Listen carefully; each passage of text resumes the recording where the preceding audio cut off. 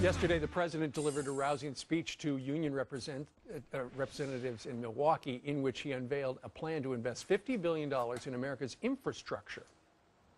Alone, we may be weak. Divided, we may fall. But we are united. We are strong. That's why we call them unions.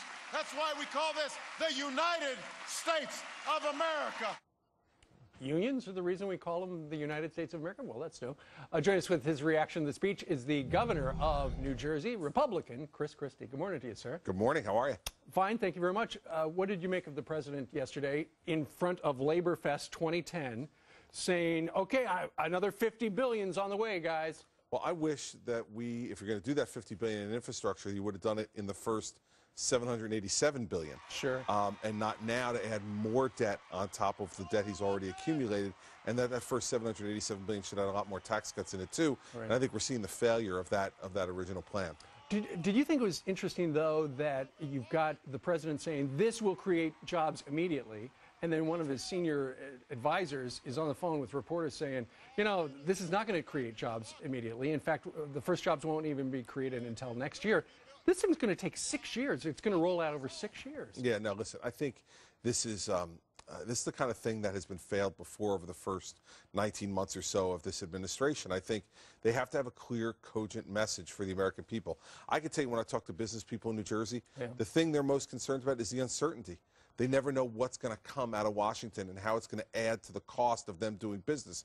And so you have businesses, both small and large, sitting on a lot of money that they could put into hiring people, but they don't know what the real cost between health care and tax increases that look like they're on the horizon from this president and others. They say, I don't know how much it's going to cost me, so I'm going to sit back and wait. And we have people unemployed for that reason.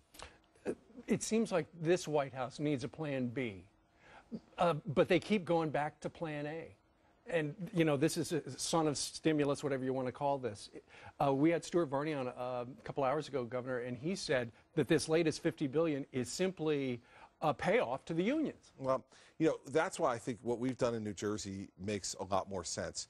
You're talking to people like adults. They understand we're broke. They understand we can't print money in New Jersey, and we shouldn't be printing any more money in the United States to do any of these things, because we're already in a huge hole. Right. And that's why we're pursuing an agenda that says we got to bring costs down so that people can be affordable, people can have an affordable life in New Jersey again. Sure. If, you know, I know some have suggested you would make a great president. If you were in that chair today, what would you do immediately? I wouldn't be in that chair. So I know, theoretically. No. See, this is what happens. You get me going down this theoretical, hypothetical road, and that's what people... Well, give him a hand. I mean, you are doing very well in New Jersey. He needs help. I think you just have to talk to people like adults. I really do. I think the country understands. I saw yesterday, I was on the boardwalk at the Jersey Shore with my family, and I can't tell you how many people came up to me and were so dispirited, out of confidence, because they don't feel like tomorrow is necessarily going to be better than yesterday. I think you have to talk directly to people, tell them we know we've got huge problems. Let's start working together to dig out. And when you say talk to somebody like an adult, does that mean blaming Republicans, saying they drove us in the ditch and they want the keys again? It means take responsibility. It means be accountable. And it means tell them the truth about the fact that there is no longer a free lunch. Sure. All right. We are going to continue the conversation with Governor Chris Christie after a break. And then the state-of-the-art subway system that cost $154 million.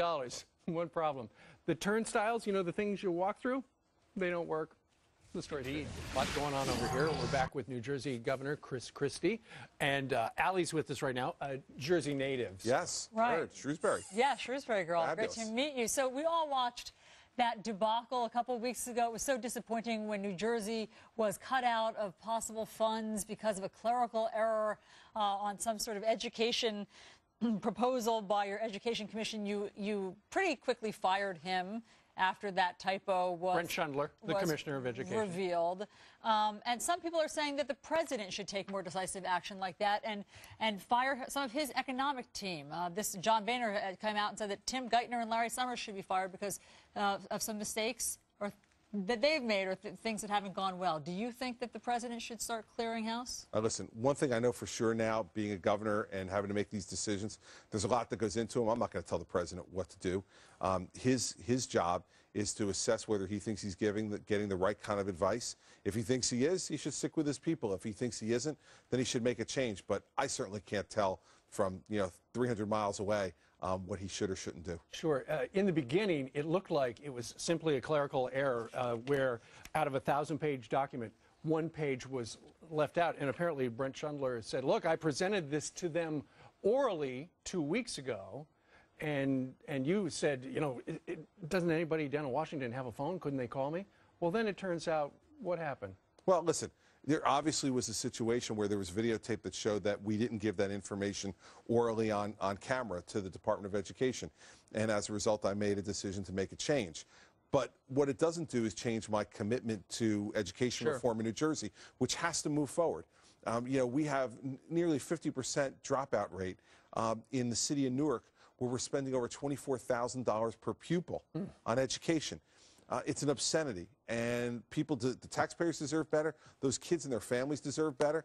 And so I have great admiration for Brett on his education reform issues and the way he articulates them. But when there's a trust breakdown between people, you need to move on. That's what we're doing. But, I mean, now that you've missed out on this $400 million in grant money, what will you do? I mean, education is obviously in trouble across the country. What's the answer? Well, the answer is you have to reform the system and make it less expensive and get better results. And we were going to go ahead with these reform measures whether we got the money from the federal government or not. We're going to continue to push forward. Later this month, we'll be laying out our complete education reform package that will very closely mirror what we proposed in the Race to the Top application. And we know over the last months, there have been some clips of you taking on the teachers union where you wanted them to kick in a portion of, I think, for their pensions, which they had not done, or was it? Health benefits, yep. Health benefits, which they had not done, and also take a one-year pay freeze.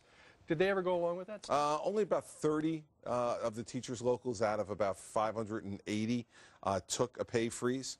Instead, they all wanted to take their increases, and so but what we've instituted... Don't they get it? Everybody is sucking it up. The teachers union doesn't get it. We've seen that over and over again. And what we need to do now is to move towards our 2% property tax cap, which we passed this past June. Thank you. And listen, it's going to, and what it's going to cause is it's going to cause everybody to clamp down on expenses. And so the folks who have the union contracts up to negotiate, they got to work within that 2% cap. So, Governor, I missed your interview with Steve right before the break. Are you going to run for president? No. No, absolutely not.